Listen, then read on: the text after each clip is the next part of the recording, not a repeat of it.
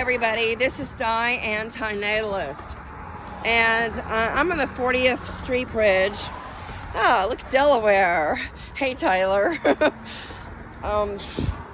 Anyway, so it's kind of an overcast day, so I wanted to get a view of the city of Pittsburgh on a cloudy day, because I'm usually here on a sunny day.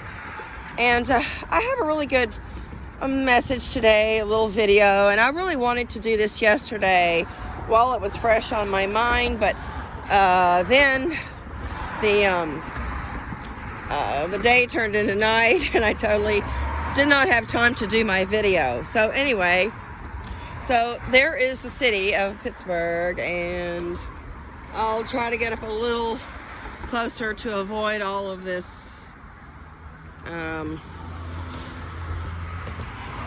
debris and clutter there. But anyway, so the title of this video is "It's Just Not Your Day."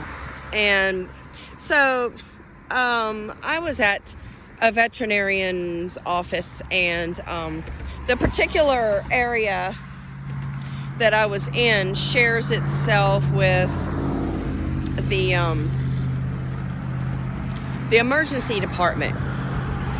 And so I saw a lot of comings and goings, and I've been to the vet a lot in the last 30 years, but so I was just there for a wellness check for my pet, and it was just like a simple office visit. But what I witnessed was just people's tragedies and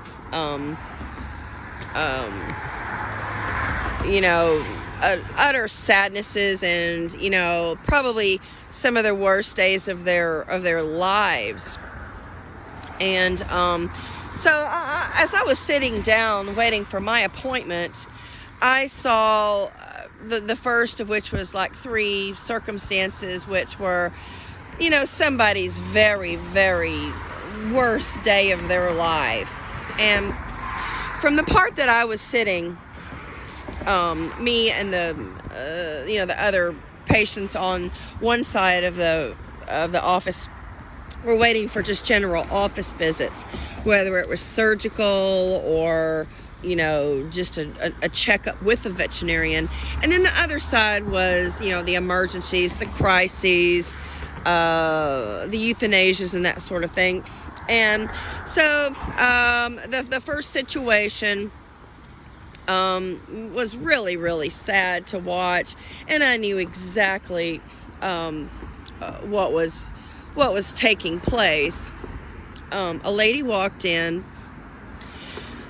with 2 dogs, and I won't go into detail of what breed they are because it might give away the person's identity. But it's a well-known breed. It's a classic breed, a Molosser breed, and they don't live very long. And one dog was very old, and the other was younger. And the old one had on a diaper of sorts and could barely walk in, actually. The hospital took out a stretcher because I'm sure she called in advance and told them what the situation was.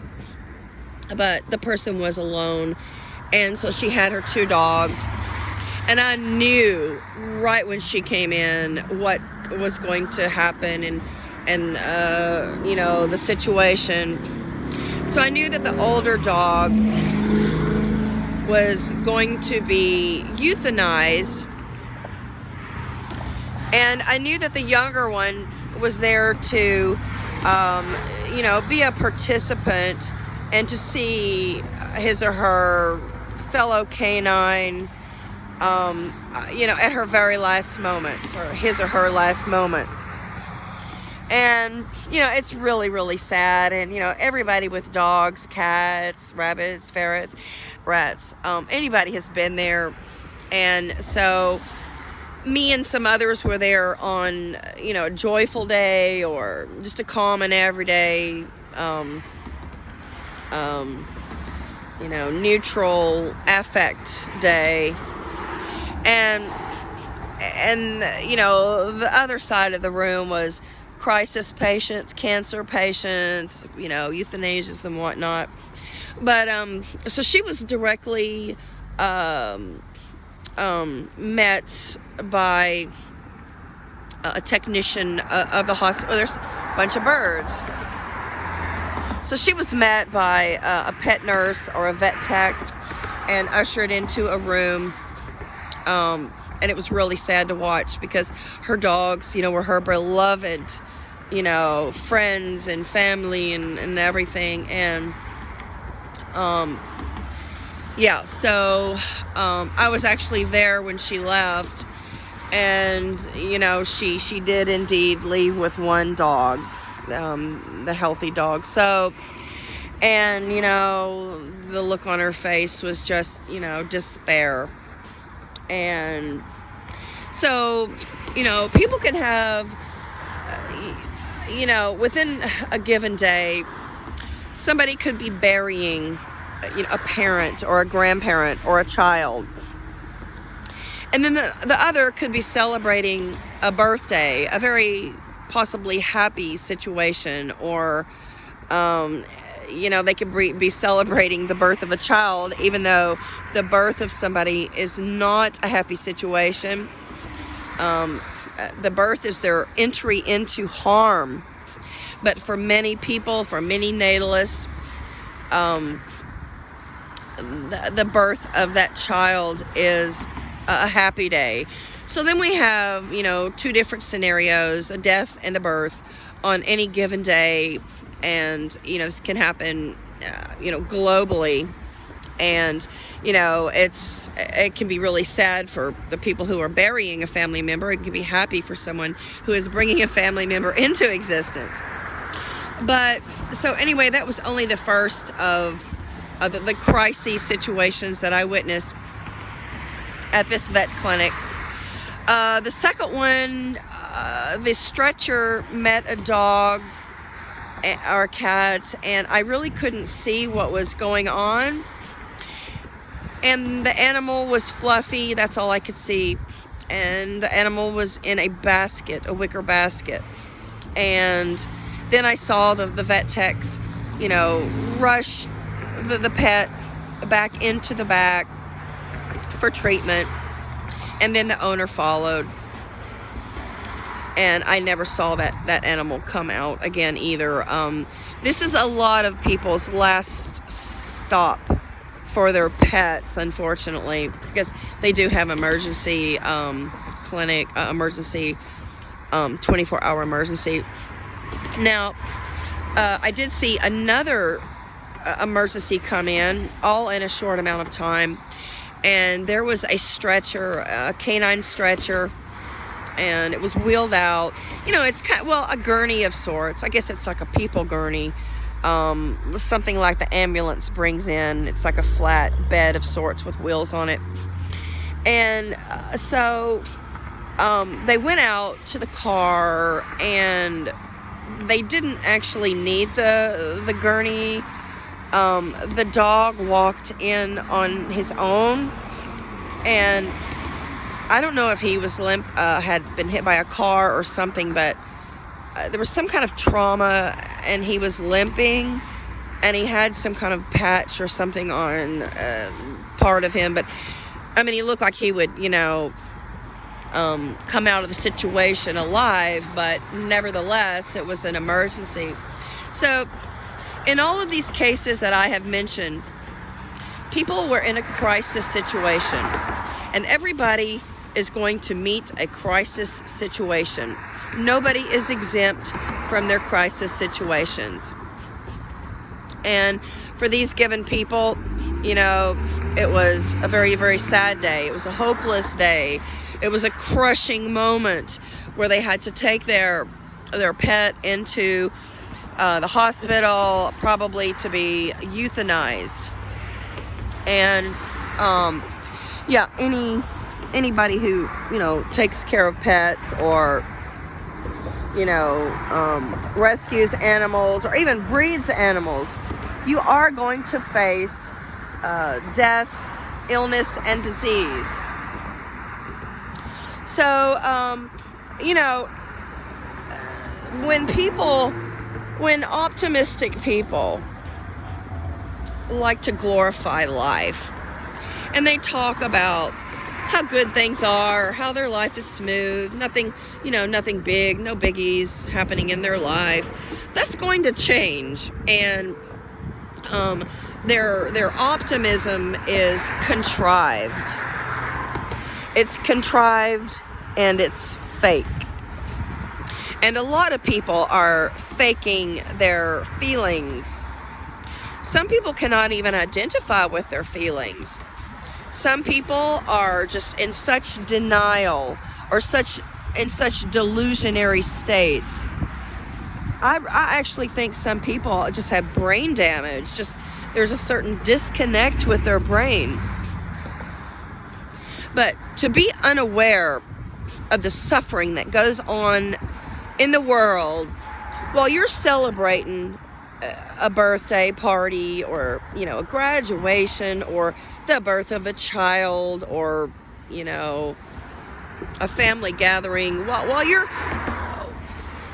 you're celebrating something happy and joyous and pleasurable, somebody else is suffering deeply, having the crushing moments of their lives and or in deep crises.